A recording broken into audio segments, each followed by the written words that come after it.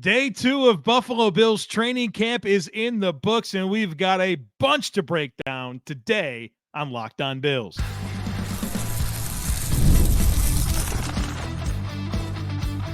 You are Locked On Bills, your daily Buffalo Bills podcast. Part of the Locked On Podcast Network, your team every day. What's up, Bills Mafia? It's Joe Marino, author of Go Bills and Buffalo's Run, also the co-host of the Locked On NFL Scouting Podcast, and I'm your host of Locked On Bills. Want to thank you for making Locked On Bills your first listen every day, and a big welcome and shout out to our everydayers. You know who you are. Those of you who never miss a single episode, I appreciate y'all being here very, very much. I'd also like to invite you to subscribe or follow for free on YouTube or wherever you listen to podcasts. We're part of the Locked On Podcast Network, your team every day. Today's episode is brought to you by Game Time. Download the Game Time app, create an account, and use code LOCKEDONNFL for $20 off your first purchase. Terms apply. Well, folks, day 2, Buffalo Bills training camp in the books. We're going to break down my biggest takeaways here today. Now, one quick note. I am very excited to get to training camp this weekend. I will be there on Saturday. I'm driving in on Saturday. I'll be at practice on Sunday, Monday, Tuesday, Thursday, and Friday. So 5 practices coming up. And I'm excited to share with you that I'm doing a live podcast with Pat Moran of Talking Buffalo. It'll be on Wednesday, July 31st at Sunny Reds. And we're going to get there, 5, 6 o'clock, something like that, later in the evening, do a recording, and I hope to be able to say hello to a lot of you. So if you're around, Wednesday, July 31st, probably around 6 o'clock p.m., Sunny Reds is the spot. And also, I'm very excited for something else that's coming up on the weekend of the opener, the day before, the Saturday before the opener. I'm going to be part of a big event. I'll have more details to share, but another opportunity for us to say hello and for something cool. I'll just leave it there. I gotta make sure that everything's ready to go there, but stay tuned for more information on that. All right, let's talk day 2 Bills training camp. We'll start by acknowledging that the team remains healthy. All 91 players practice. All 91 players finished practice. Chase Claypool had a little deal yesterday. He practiced in full today. Cam Lewis went down during practice, but returned and finished the practice. So the team remains healthy by all the indications that we could possibly have. And we will continue to celebrate that for as long as we possibly can.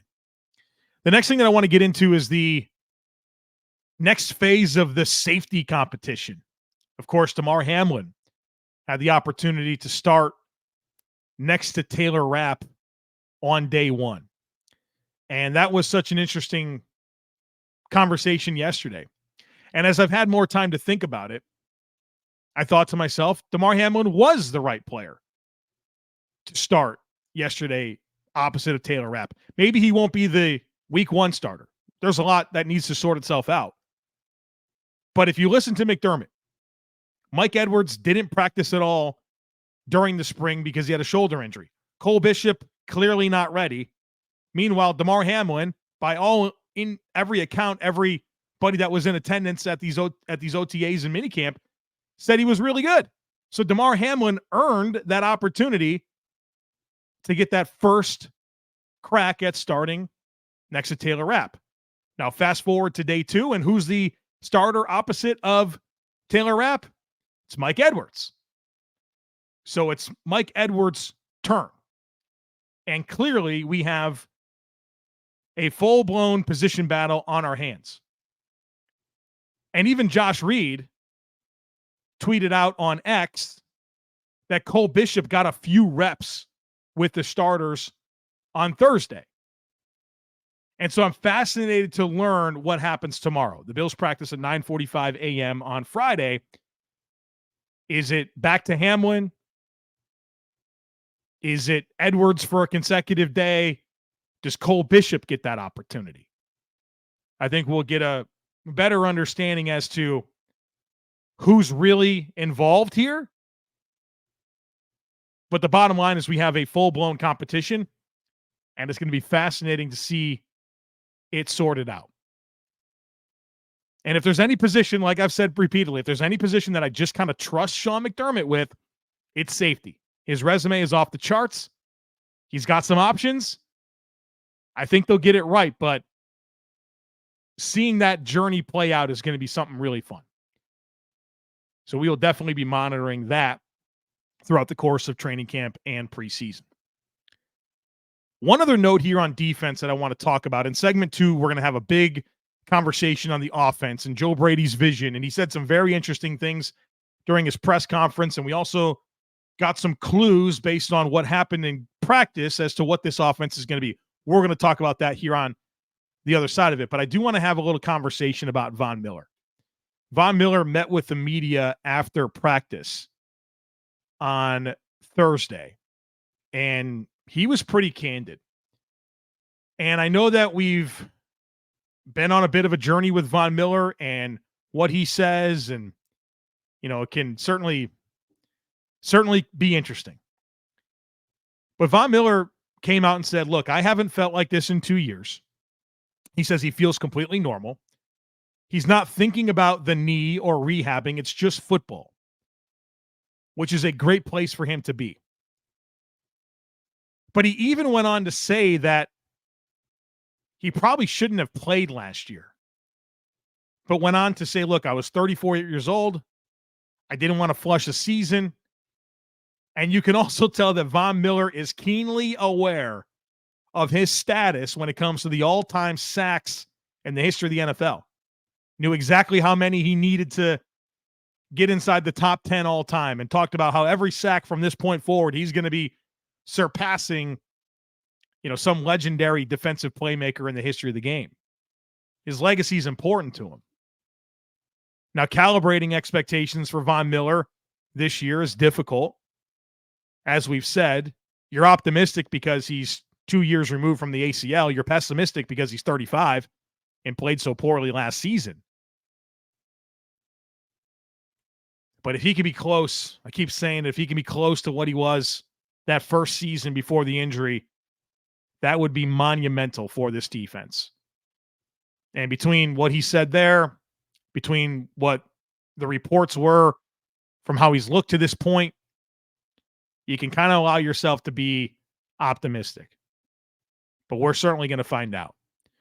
Now, we know that Von Miller is part of a defensive end rotation. Gregory Rousseau, an unquestioned starter. And then it's about, all right, what happens around him? Sounds like A.J. Epinesa is probably going to be the starter, which makes sense because you're trying to maximize what you can get out of Von Miller. And I think using him situationally, and I don't mean sparingly, I mean situationally, in situations where his skill set's going to be the most impactful, not first and 10 from the 30-yard line. That's not going to be the type of down you want Von Miller, and you want him long and late downs, right? That's passing downs. You want him to be able to rush. And so I think the presence of an A.J. Epinesa allows you to do that with Von Miller, but also Dawuane Smoot. And the reason I said all that was to get to this Dawuane Smoot talking point, because he got first-team reps on Thursday. That's not a surprise. I've always anticipated that he would be one of the top 4 in this rotation: Rousseau, Epinesa, Miller, Smoot. And if you rotate defensive ends, which the Bills do and most teams do, Dawuane Smoot, even though he's the 4th defensive end, that doesn't mean he's not going to get work with the first teamers during games. So you need to be able to put your reserve players that are going to play with your starters with the starters during camp, so that way when game time comes around, it makes sense. So if you saw that Dawuane Smoot was getting first-team reps, understand that. But I think there's an understanding at this point that this is your defensive end 4. And so for me, of course, everything's interesting to me with the Bills, but we know who the top 4 are, in my opinion. And then it really gets interesting after that, where I think you have Casey Tuhill, Kingsley Jonathan, and Javon Solomon all competing for one roster spot. And those are 3 players I'm going to be paying very close attention to when I'm at camp, and of course during the preseason games, to really feel like I know where those players are at and see who I think the Bills should keep. So plenty of storylines when it comes to the Bills' defensive end situation and reasons to be optimistic. All right, folks. On the other side of it, we are going to have a big conversation on offense. Verticality, multiplicity, Keon Coleman, Curtis Samuel. We're going to do all of that here on the other side of it, so be sure to stick with me. Folks, the NFL season is here, and I know that you want to get to plenty of these games, whether that's at Highmark Stadium, maybe you have a local team, you live outside of Buffalo, you want to get to a game. Well, if you want to go to NFL football games, you got to download the Game Time app. Game Time is the fast and easy way to purchase tickets for all the sports, music, comedy, and theater events near you. The app is awesome. It's easy to navigate, and there's so many great features. They give you flash deals. They give you last-minute ticket specials. They give you a seat image so you know exactly what to expect when you get to the venue. Their lowest price guarantee, and I also love this, all-in prices. You know exactly what the total is going to be from the outset of the purchase. You don't have to sit there and get surprised by processing fees right before you hit purchase. You know from the outset. So take the guesswork out of buying tickets with Game Time. Download the Game Time app, create an account, and use code LOCKEDONNFL for $20 off your first purchase. Terms apply. Again, create an account and redeem code LOCKEDONNFL. That's LOCKEDON NFL for $20 off. Download the Game Time app today. Last-minute tickets, lowest price guaranteed.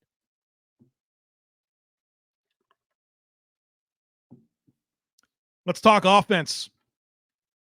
And what I want to do here is kind of weave in some of the things that Joe Brady said in his press conference to open practice today, and then bring in some of the observations from practice. First thing that stood out to me about what Joe Brady said is he was asked about vertical weapons. And do the Bills have any legitimate guys when it comes to down the field, right? Vertical receiving. It's a fair question, in my opinion. One of my big takeaways coming out of the playoff loss to Kansas City, and I always like to do this thing. If the Bills get bounced in the playoffs, which has happened all 5 years that I've done this podcast, I go back to a quote from Brandon Beane, who says, hey, look, in that last game, if you get eliminated in the playoffs, your biggest issues as a football team are revealed.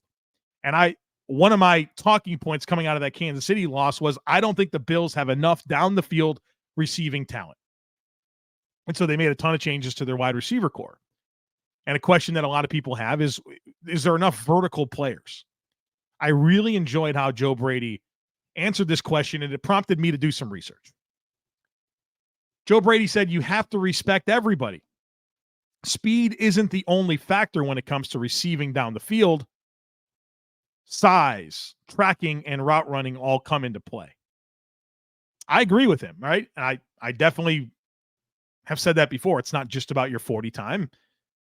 You know, your ball skills. Can you stack and get on top of corners? Can you create vertical leverage and vertical windows down the field? It's all important. And so what this prompted me to do was research who the most frequent players are in the NFL targeted down the field and what are their height, weight, and speed. So I did that. And so I'm going to present to you right now a list of the top 10 receivers in the NFL last season that had the highest percentage of their targets 20 yards or more down the field. So this gets us down to a list of the players who are most frequently targeted down the field. I'm going to tell you who the players are, what their size and athleticism is, or their height, weight, and speed. Number one was Justin Watson of the Kansas City Chiefs. He's 6'2", 215, ran 4.44. Gabe Davis, number two, 6'2", 216, 4.54. Alec Pierce of the Colts, 6'3", 211, 4.41. Rashid Shaheed with the Saints. I love this. Is one of my favorite young players in the league. Shaheed, 5'11", 185, 4.3. DeAndre Hopkins of the Titans, 6'1", 214, ran 4.57. Mike Evans of the Bucs, 6'5", 231, ran 4.53. DK Metcalf of the Seahawks, 6'3", 228, ran 4.33. Justin Jefferson of the Vikings, 6'1", 202, ran 4.43. Calvin Ridley now of the Titans, 6'1", 189, 4.43. DJ Moore of the Bears, 6 foot on the dot, 210, 4.42 40-yard dash. So your average amongst the top 10 is 6'2", 210 pounds, and a 4.44 40-yard dash. The size is what really stands out to me. I mean, you got a good mix of 40 times, most of them in the mid 4.4s. But all of these guys, I mean, of these 10 players, all but 2 are taller than 6'1" or 6'1" or higher. A lot of guys that are 215, 211, 216, 214, 231, 228, 210. It's not just a bunch of guys that are 170 pounds that run 4.3, right? It's not just I didn't give you a bunch of guys that are Deshaun Jackson. Now, Deshaun Jackson, obviously one of the great vertical receivers in the history of the game. But the guys that are winning down the field right now are bigger bodied players with good speed, not necessarily elite speed, but guys that can stack and create vertical leverage. I think that's the big common denominator that you get from all these guys. So calibrate yourself appropriately when you're thinking about vertical receiving. If your only thought is connecting that to a 40 time, you're not looking at it in totality. You're missing huge pieces of the pie. And that doesn't even get into route running. That doesn't get into ball tracking. I mean, you could run 4.3 all day long, but you might be TJ Graham when it comes to tracking the football. I wanted to get into that a little bit because I think that speaks to the types of receivers the Bills added. We've been through this journey of discussing, hey, there's clearly an emphasis on getting bigger at receiver with additions of Chase Claypool and Marcus Valdes-Scantling and, of course, Keon Coleman. Mack Hollins, big dude. Talk about Mack Hollins here in just a minute, but there's a big emphasis there. Another thing that Joe Brady said that I thought was interesting was one observation that a lot of people had coming out of day one is that the Bills scored a lot of touchdowns and there was a lot of celebrating. And Joe Brady came out and said, look, we're emphasizing celebrations. We have a mindset of this offense that everyone eats. Everyone eats. And everyone should share in the joy of doing hard things. Scoring touchdowns, hard, right? Hard to do. I like this, right? You talk about energy and juice. One of the biggest gripes that people had when Ken Dorsey was running that offense to start the season last year was that it just didn't feel right. Josh Allen's not flexing on guys. It's just not a lot of energy, not a lot of juice. And that's certainly been changed with the arrival of Joe Brady. But one thing that I always think about when it comes to celebrating on the football field is a clip that I watched of Bill Belichick talking to his football team.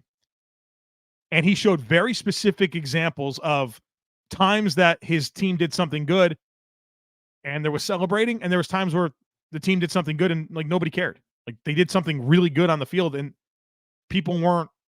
players weren't like responding to that. It's important, right? It speaks to your chemistry as a football team. It says something to your opponent. Hey, these guys are locked in. Like it matters. And I like that that's something that Joe Brady is emphasizing. I think that was pretty cool. Now, more specifically on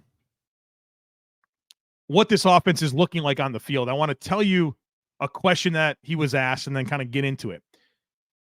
Joe Brady was asked a question about Keon Coleman and said, hey, look, everybody kind of knows that he's a prototypical X-receiver, but can he do more? Will we see him do more? Will he play in the slot?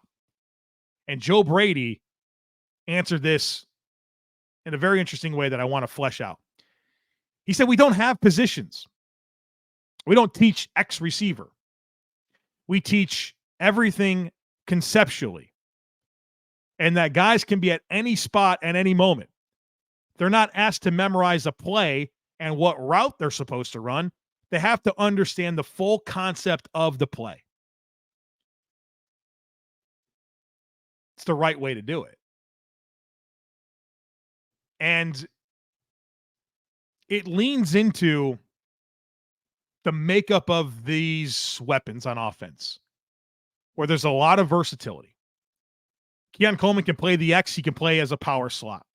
Curtis Samuel can play inside, outside receiver. He can play out of the backfield. Khalil Shakir, inside, outside receiver. Dalton Kincaid, inline, tight end, wing, slot receiver. He can even play out wide. You have a lot of different players that can do a lot of different things when it comes to your personnel. James Cook can play in the slot and running back. So many guys that can do so many different things. And when you think about that, and you think about all of the commentary about the motion elements of this offense that are existing in camp, and you hear Sean McDermott and Brandon Beane emphasize, hey, you have to be able to create matchups. Like it's about creating matchup problems. When you have versatile skill sets that can align from a number of different places, you can put the defense in conflict because you can force mismatches that are in your advantage. You can put so much variety on the field in so many different places that, hey, maybe the slot player is not big enough. Maybe the slot player is not fast enough. Maybe you go heavy personnel, but it's really explosive players, and now linebackers are in positions where they can't hang with the guys they have to defend. Here's some very practical information, and these are going to be posts from Anthony Prohaska at Cover One. He was at practice on Thursday. These are some things that he said, and I think this will help fully paint this picture that I'm trying to illustrate for you here in terms of what this offense is going to be. AP said, first offensive rep and team, 3-by-2, so 3 receivers one side, 2 receivers the other. Mack Hollins is the X. Keon is the slot to one side. On the other side, it's Cook out wide. Kincaid is the 2, Knox is the 3. Do you see the conflict that creates? You're technically in 12 personnel there with 2 tight ends, but they're in a bunch set to your right with a running back with 2 big receivers to the other side. Conflict. From Anthony Prohaska, multiple reps and catches for Curtis Samuel out of the backfield today. Also, Josh Allen to Curtis Samuel on a seam ball roughly 25 yards down the field. So is Curtis Samuel going to catch the ball out of the backfield, or is he going to bust you down the seam? The answer is yes. That's the conflict you're looking to create. Also from Anthony Prohaska, Keon Coleman, Dalton Kincaid, Curtis Samuel, and James Cook all seeing reps in a multitude of alignments in multiple formations, and often letting them shift, especially Kincaid, Cook, and Samuel, or be put in motion. So much variety. So hopefully that helps you kind of see what this can be. But one of my big observations through 2 days in training camp is the opportunities that Keon Coleman is getting. All first-team reps in a bunch of different spots. There's a lot on his plate very quickly. That says a lot. And so as somebody who's been kind of pushing back on like a high-volume role for Keon Coleman this year, my eyes are starting to open up. You can't ignore it. You can't ignore what they're asking of him to do right away. Now, we'll see how it evolves. But I'm not hearing about Marquez Valdes-Scantling. I'm not hearing about Chase Claypool. I'm hearing about Keon Coleman. It's certainly shaping up for him to be a primary piece of what this offense wants to be in 2024. I'm excited to see that for myself. Like one of the things I'm really looking forward to is getting my own eyes on Keon Coleman. And this weekend can't come soon enough. All right, I want to talk Mack Hollins. He's certainly creating some momentum. And then there's been a lot of interesting lineups as it relates to the Bills' offensive line, including a guy that's not getting a lot of opportunity. We're going to get into all of that here on the other side of it, so be sure to stick with me. Passion, drive, and patience, the formula for winning championships, is also what keeps your ride or die alive. eBay Motors has everything you need to maintain your vehicle and level it up to peak performance. Superchargers, roof racks, exhaust kits, LED headlights, and more. Whether you're into speed, power, or style, eBay Motors has you covered. With over 122 million parts for your number one ride or die, you'll always find exactly what you're looking for. And with eBay Guaranteed Fit, your part is guaranteed to fit your ride every time or your money back. Because with eBay Motors, you're burning rubber and not cash. With all the parts you need at the prices you want, it's easy to make your car the MVP and bring home huge wins. So keep your ride or die alive at ebaymotors.com. Eligible items only. Exclusions apply. eBay guaranteed fit only available to U.S. customers.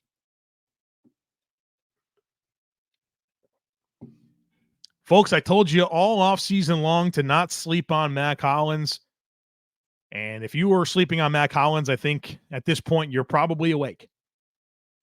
Again, I don't know what the stat line is going to be. I don't know what it's going to be. But he's going to have a lot of opportunity. And some of that opportunity might not be able to be measured. Could be some clear out routes. It could be some blocking, a lot of special teams. But the Buffalo Bills love Mack Hollins. And Joe Brady commented on him on Thursday morning and said, look, he's one of my favorite people I've ever met. That's nothing. That's a big thing to say about another human being. Now, he said other things, but I wanted to start there.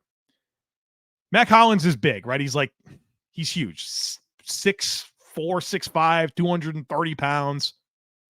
Has a big puffy haircut, right? Like just huge hair. He walks around barefoot all the time. Like I don't know what the benefits of that are, but there's some momentum there. He believes in it. He wore a shirt today to practice that's like just a red shirt that's like he cut it up, like kind of looking like the Ultimate Warrior. I don't know if you grew up like me in the 90s and watched wrestling, like the Ultimate Warrior type situation going on. I mean, the guy has really, really made his mark very quickly. And very much a Bills culture DNA guy. And Joe Brady even said, look, this guy's walking around barefoot. And now other guys are walking around barefoot because he's the type of person that people want to follow. What is the definition of a good leader? Somebody that people want to follow. He's out there working before everyone else, getting a big sweat before even the trainers are in the facility, doesn't want to stop practicing. Joe Brady called him a stud on and off the field. From Anthony Prohaska of Cover One, who was at practice, he said, Mack Hollins dominating the target share so far today, working the underneath on hitches in the intermediate, on dagger and deep sits. Don't sleep on Mack Hollins. Don't sleep on him. He's going to have a role here. This team loves him. The players, the coaches, the way everybody talks about him. Don't overlook him. The last thing that I want to get into today is the offensive line depth. We know the starters. Left tackle Deion Dawkins, left guard David Edwards, center Connor McGovern, right guard Osiris Torrance, right tackle Spencer Brown. We know that. We finally got some reports on the backup offensive line situation. And so the first time that the second team offensive line took the field, this is what it was. Left tackle Tylan Grable, who was a late round pick, rookie out of UCF. The left guard was Lyle Collins. The center was Will Clapp. The right guard is Alec Anderson. And the right tackle, Ryan Vandemark. Later on, it's the same 5 players, but all 5 are in different spots. So at left tackle, Ryan Vandemark goes from right tackle to left tackle. Tylan Grable goes from left tackle to left guard. Alec Anderson goes from right guard to center. Will Clapp goes from center to right guard. And Lyle Collins goes from left guard to right tackle. And I think there's just a lot to sort out when it comes to this offensive line depth. There really is. Obviously, those 5 players are well-positioned getting these opportunities, but couldn't help but notice that Cedric Van Pran Granger wasn't part of the mix with either combination when it comes to the second-team offensive line. And he's the guy that has a lot of hype, including from me. I told you a couple days ago, I said I was kind of got some inclinations that I need to cool off on Cedric Van Pran Granger in his role for this year. Well, he's not even getting second-team reps right now. And an offensive lineman that was drafted after him, who's extremely raw, like Cedric Van Pran Granger, 40-something game starter at Georgia, polished player. Tylan Grable was like the 7th-round pick out of UCF that played every snap at left tackle in his career. I thought his tape was pretty rough. But obviously, he's got tremendous size, tremendous length, and a great offensive line coach in Aaron Kromer. And he's getting opportunities as second-team left tackle and second-team left guard. And you know, Cromer, if you're a backup, you got to play lots of spots. So you see literally 5 players in 5 different spots in the same practice. It's how he preaches it. Now, this all comes back to who's going to make the roster. You think the Bills are going to roster 9, maybe 10 offensive linemen? Maybe 10? So you have 5 starters. These are the 5 primary backups right now. Doesn't even get into Cedric Van Pran-Granger, who's evidently at this point offensive lineman 11. How does this sort itself out? Well, that's what you're figuring out right now. That's why you're tinkering with combinations, seeing how guys look next to each other, how they function in different spots. It's all relevant, but we got some legit battles here for depth roles on this offensive line, and I think it's extremely healthy. You could talk me into, you take those 5 backups, Grable, Collins, Clapp, Vandermark, Anderson, plus Cedric Van Pran-Granger.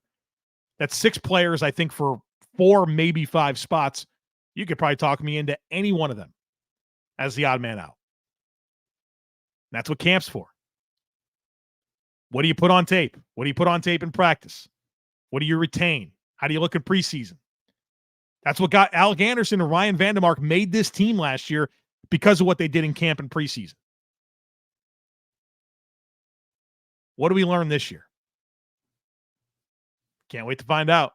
Can't wait to find out.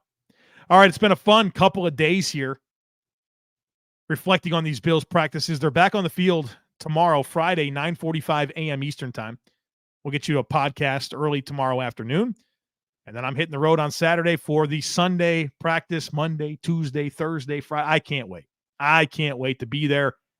And I can't wait to share everything that I'm learning with you on this podcast. So don't miss anything. Make sure that you are subscribed. Would love it if you took a second to rate, review, and share the podcast. Have a great rest of your day. Go Bills. And I look forward to catching up with you again real soon.